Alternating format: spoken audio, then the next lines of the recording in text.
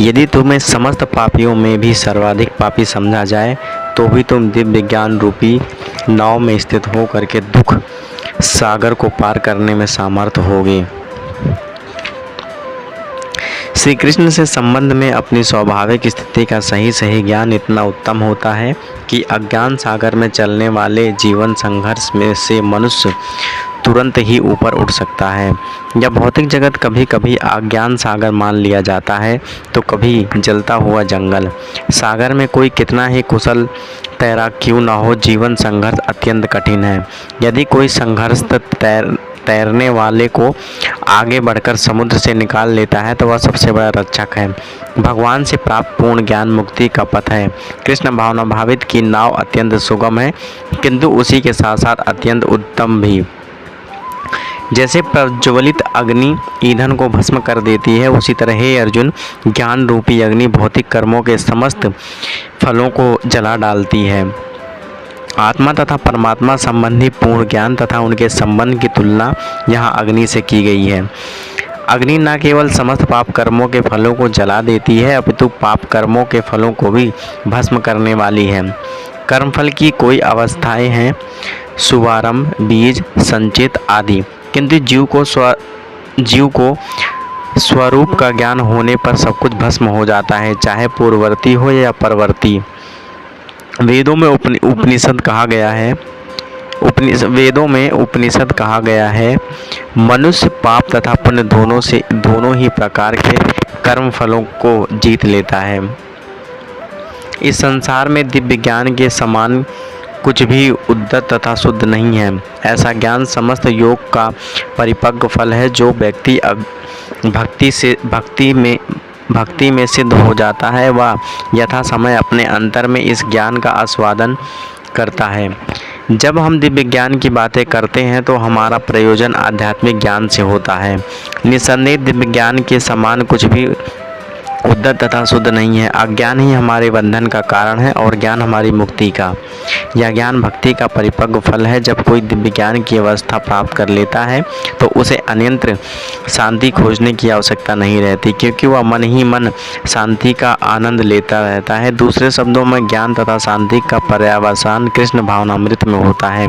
भगवत गीता के संदेह का यही चरम परिणति है।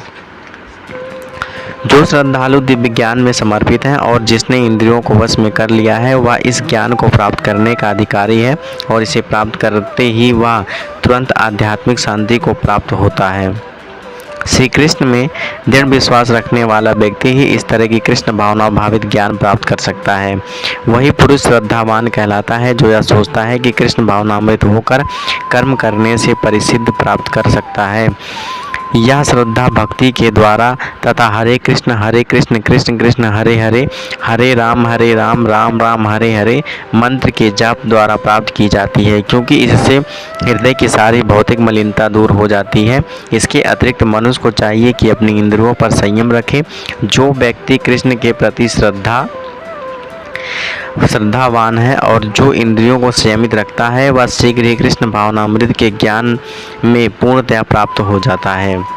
किंतु जो अज्ञानी श्रद्धा विहीन व्यक्ति शास्त्रों में संदेह करता है वे भागवत भावनामृत प्राप्त नहीं की कृष्ण भावना भावित मृत्यु नहीं प्राप्त करते अपितु नीचे गिर जाते हैं।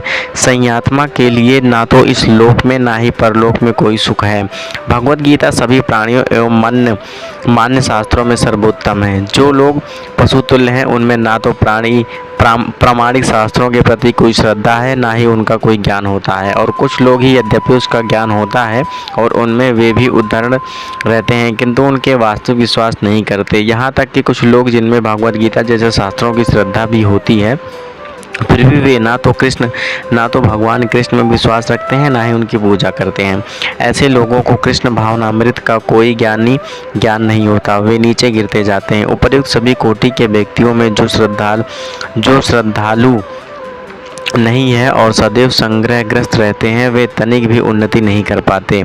जो लोग ईश्वर तथा उनके वचनों में श्रद्धा नहीं रखते, वे ना तो इस संसार में और ना ही भावी लोक में कुछ हाथ लगता है। उनके लिए किसी भी प्रकार का सुख नहीं है। अतः मनुष्य को चाहिए कि श्रद्धा भाव से शास्त्रों के सिद्धांतों का पालन करे और ज्ञान प्राप्त करे। इसी ज्ञान से मनुष्य आध्यात्मिक अनुभूति के दिव्य पद तक पहुँच सकता है। दूसरे शब्दों में आध्यात्मिक उत्थान में संग्रह रहित मनुष्यों को कोई स्थान नहीं मिलता। अतः मनुष्य को चाहिए कि परंपरा से चले आ रहे महान आचार्यों के पदचिन्हों का अनुसरण करे और सफलता प्राप्त करे। जो व्यक्ति अपने कर्म फलों का परित्याग कर देता है